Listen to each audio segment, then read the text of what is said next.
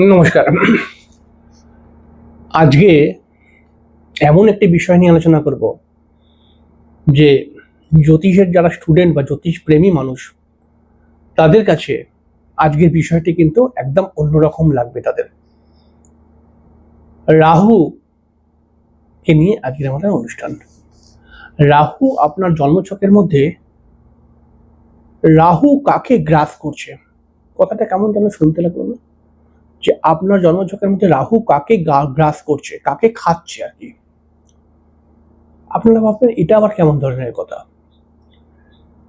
হ্যাঁ, রাহুকে নিয়ে একটা রহস্য আপনাদেরকে দেব, তাই আজকের অনুষ্ঠানটা কিন্তু খুব ভালো করে বোঝার চেষ্টা করুন।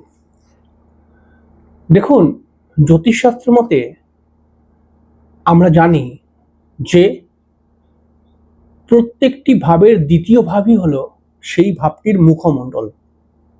যদি আমরা এই সূত্রকে ধরে এগোই তাহলে পারে আমরা এটাও জানি যে রাহু যেখানে বসে রয়েছে তার মুখটা কিন্তু তার পরের ঘরের দিকে আছে, মানে নবমে রাহু থাকলে পারে দশমের দিকে তার মুখটা পড়ে আছে। যদি পঞ্চমে রাহু থাকে তাহলে ষষ্ঠ ঘরের দিকে রাহুর মুখটা রয়েছে, যদি চতুর্থে রাহু থাকে তাহলে তার পঞ্চম ঘরের দিকে মুখটা রয়েছে। এরকম আর কি ব্যাপারটা বলতে যাচ্ছি। এবারে রাহু যেখানে বসে রয়েছে সেই রাহুর আগের ঘরে, রাহুর 2 নম্বর ঘরটার মধ্যে যেই গ্রহ আছে সেই গ্রহটার গুণগুলোকে, কারকতাগুলোকে রাহু কিন্তু গ্রাস করে।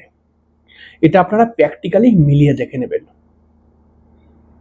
একজন মানুষ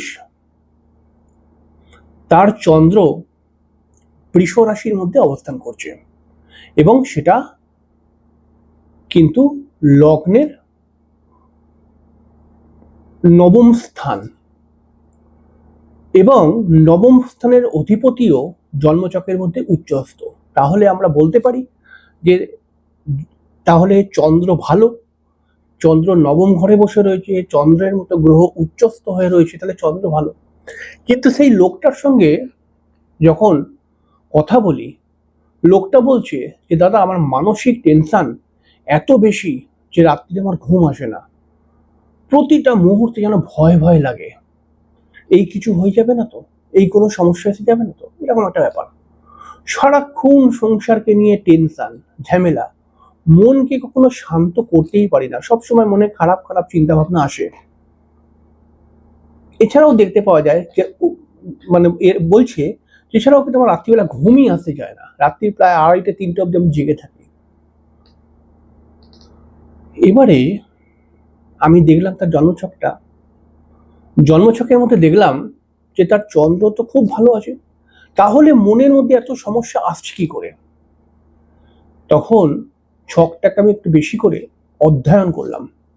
অধ্যয়ন করে যেটা পেলাম যে চন্দ্রের ঠিক আগের ঘরটার মধ্যে রাহু বসে রয়েছে, মানে অষ্টম স্থানে রাহু বসে রয়েছে।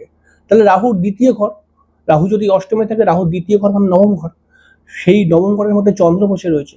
তাহলে রাহু কিন্তু চন্দ্রের গুণগুলোকে খাচ্ছে। হ্যাঁ, কথাটা শুনতে এরকম লাগলো, এটা বাস্তব। আবার দেখবেন কিছু কিছু লোক রয়েছে, আমি দেখেছি কিছু কিছু লোক এমন যে তার জন্মছকের মধ্যে মঙ্গল ভালো রয়েছে, কিন্তু তবুও সেই মানুষটা বা সেই মহিলাটা একটু বেশি চেল্লায়, একটু উল্টোপাল্টা অযৌক্তিকর কথা বলে, সবসময় ঝামেলা লাগাবার মতো কথা, বেশি সাহস, ঝামেলা লেগে গেলে ঝামেলা তো লাগিয়ে দেবে, তারপরে কিন্তু শেষ পড়ে যাবে। এছাড়াও কিন্তু সবসময় একটা ঝামেলা করার একটা, মানে মুখ খুললে পারেই ও একটা বিতর্কিত কথা বলবে আর উগ্রতার সাথে বলবে। কিন্তু ওনাকে দেখলাম জন্মচকের মধ্যে তার কিন্তু মঙ্গল ভালো রয়েছে, তাহলে এই প্রবলেম কেন আসছে? তখন খোঁজাখুঁজি করে দেখা গেল মঙ্গলের ঠিক আগের ঘরটার মধ্যে রাহু বসে রয়েছে, আর রাহুর মুখটি মঙ্গল যেখানে বসে রয়েছে সেই দিকে। তাহলে রাহুর মুখের কাছে মঙ্গল আছে, কিন্তু তাহলে মঙ্গলকে কিন্তু রাহু খাচ্ছে। কথাটা শুনতে খারাপ লাগলো, বড় এরকমই বাস্তব। এবারে আপনি আপনার জন্মচক্রে দেখে নিন সূত্রটা কেমন মিলবে। দেখুন, এটা রাহুর কিন্তু একটা খুব গুপ্ত রহস্য। রাহুর দ্বিতীয় ঘরের মধ্যে যেই গ্রহ থাকবে সেই গ্রহকে কিন্তু রাহু গ্রাস করবে, সেই গ্রহের গুণগুলোকে রাহু কিন্তু ডিস্টার্ব করে দেবে। এই জন্য আমরা দেখতে পাই রাহুর দ্বিতীয় ঘরে যদি চন্দ্র থাকে তাহলে সেই জাতকের কিন্তু সব থেকে বেশি বেশিরভাগ সময় দেখা যায় তার মানসিক চিন্তা প্রচন্ড বেশি, তার মন খুবই কি বলবো অশান্ত। এবং চন্দ্র যদি সেকেন্ড হাউস মানে রাহুর সেকেন্ড হাউসে চন্দ্র থাকে তাহলে অনেক সময় মায়েরও মাথা গরম করিয়ে দেয় এবং প্রতিনিয়ত ঘরের মধ্যে একটা অশান্তির বাতাবরণ তৈরি করে রাখে। আবার ধরুন রাহুর দ্বিতীয় ঘরের মধ্যে মঙ্গল বসে রয়েছে, আপনি প্র্যাকটিক্যালি মিলিয়ে নেবেন তাহলে দেখবেন যেই জাতকে এরকম দেখতে পাবেন সেই জাতকে মধ্যে গুণটা দেখবেন রাহুর দ্বিতীয় ঘরে যদি মঙ্গল থাকে দেখবেন তাহলে সে কিন্তু ঝগড়া অশান্তি ঝুটঝামেলা অযুক্তিকর কথাবার্তা মাথা গরম করার প্রবণতা এইগুলো কিন্তু তার মধ্যে দেখতে পাওয়া যাবে। আবার ধরুন রাহুর দ্বিতীয় ঘরে বুধ বসে রয়েছে, এই রাহুর দ্বিতীয় ঘরে বুধ থাকলে পারে কিন্তু জাতকের মধ্যে বেশিরভাগ সময় দেখা যায় রাহুর দ্বিতীয় ঘরে বুধ থাকলে পারে সেই জাতক একটু বেশি বুদ্ধি খাটাতে যায়, একটু বেশি চালাক নিজেকে দেখাতে যায়। হ্যাঁ, কোনো কোনো সময় কিন্তু লাভও পেয়ে যায় সে রাহুর দ্বিতীয় ঘরে বুধ থাকলে, কিন্তু সে যতটা না চালাক তার থেকে বেশি চালাক দেখাতে যায়। সে মনে করে আমার চালাকি কেউ ধরতে পারবে না, এরকম একটা টেন্ডেন্সি তার মধ্যে আসবে এবং সে একটা ছোট বিষয়কে একটা বড় বিষয় করে দেখাবে। অর্থাৎ মানে বলে না গলাবাজি কথাটা একটু বেশি, হ্যাঁ মানে বেশি আর কি বলে, বুঝতে পেরেছেন? যতটা না করতে পারে তার থেকে বেশি বলে আর কি, আমরা বলি না একটা চলতি কথা চমকায় বেশি এরকম। আবার রাহুর দ্বিতীয় ঘরের মধ্যে যদি শুক্র থাকে দেখবেন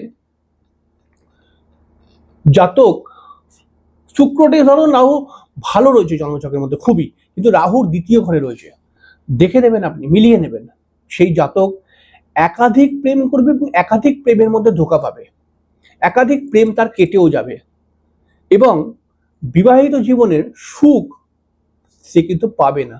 কিন্তু আপনি খুঁজেই পাবেন না কেন হচ্ছে, তার কিন্তু জন্মছকে শুক্র ভালো রয়েছে। কিন্তু এই সূত্রটা আপনাকে দীর্ঘদিন মনে রাখতে হবে যে রাহুর দ্বিতীয় ঘরে যদি শুক্র থাকে তাহলে সেই জাতকের বিবাহিত জীবনকে নষ্ট করে দেয় রাহু।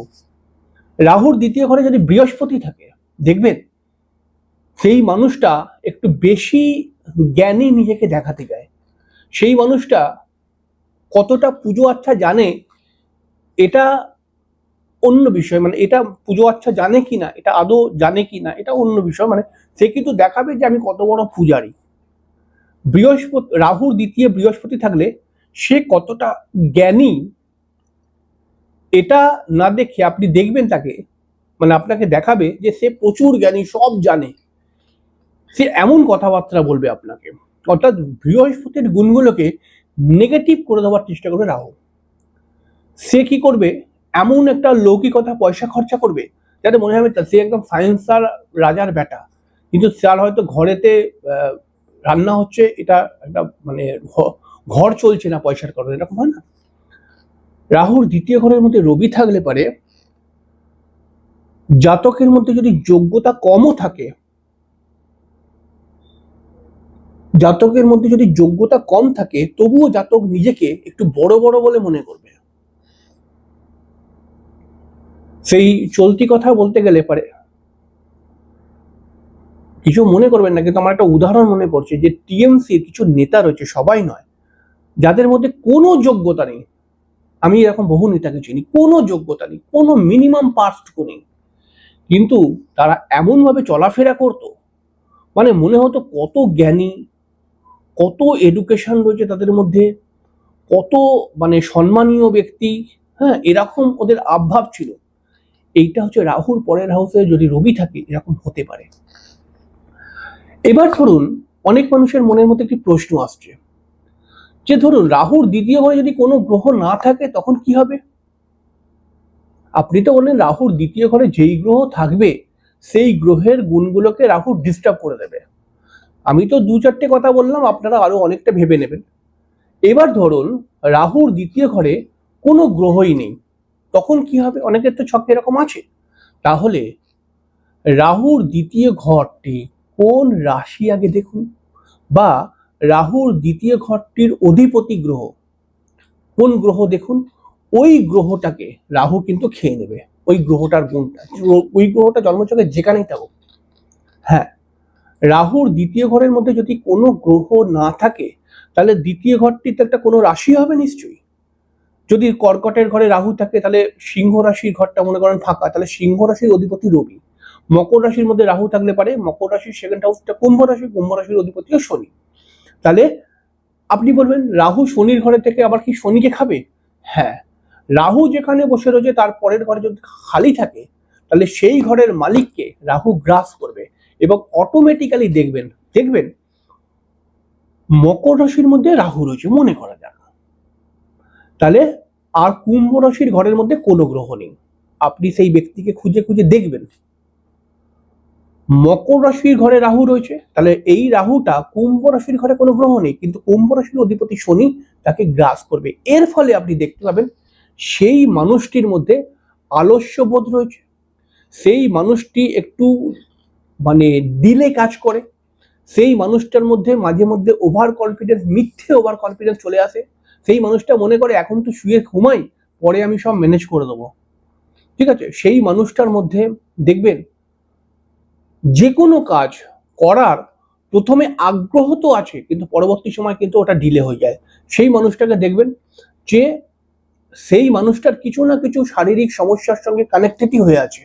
এবং হ্যাঁ দেখুন তো সর্দি কাশি জ্বর সবার ঘরে ঘরে আছে, এইটা তো আমি বলছি না, অন্য কোনো ক্রিটিক্যাল না হলেও বেশ কিছুটা সমস্যার সেই মানুষটাকে দেখবেন শনির গুণগুলো তার কাছে নেগেটিভ ভাবে আসছে। তাই আজকের যে অনুষ্ঠান, আজকের যে বিষয়টা বললাম আপনাকে, এইটা অত্যন্ত গুরুত্বপূর্ণ বিষয়। এইরকম বিষয় কেউ বলবেন এত এত একটা সিক্রেট টিপস এটা। এবং এখন তো প্রতিনিয়ত জ্যোতিষের অনুষ্ঠান করব, অবশ্যই জ্যোতিষের এই আমার চ্যানেলটিকে সাবস্ক্রাইব করে রাখবেন এবং প্রতিদিনের জ্যোতিষ অনুষ্ঠানগুলো দেখবেন। হ্যাঁ, কোনোটা হয়তো আপনার ভালো লাগলো না, আপনি হয়তো সেটা জানেন, কোনোটা হয়তো আপনার ভালো লাগলো, কিন্তু সব অনুষ্ঠান দেখবেন, কারণ আমি কিন্তু খুব সরলভাবে বোঝাবার চেষ্টা করি যে লজিকটা কি। ধরুন জন্মছকের মধ্যে মঙ্গল সপ্তম ঘরে থাকলে পারে মাঙ্গলিক দোষ হয়, সপ্তম ঘরের মঙ্গল অনেক সময় ডিভোর্স করিয়ে দেয়, কিন্তু কোনখানে ডিভোর্স হবে না সপ্তমের মঙ্গল থাকার ফলেও, এইটা বোঝার বিষয় রয়েছে। এই বোঝানোটা কিন্তু আমি করার চেষ্টা করি, বোঝাবার চেষ্টা করি যে এই কারণে এটা হবে না। তাই প্রত্যেকটা অনুষ্ঠানকে ছোট করে মনে করছো, প্রত্যেকটি অনুষ্ঠান দেখবেন। আর আপনার আজকের অনুষ্ঠান বা আমার যে কোনো অনুষ্ঠান সম্পর্কে যদি আপনার কোনো মূল্যবান বক্তব্য থাকে তাহলে কমেন্ট করে জানাবেন। পরদিনকে দেখা হয়ে যাবে আরেকটি অনুষ্ঠানের সাথে, ততক্ষণের জন্য নমস্কার।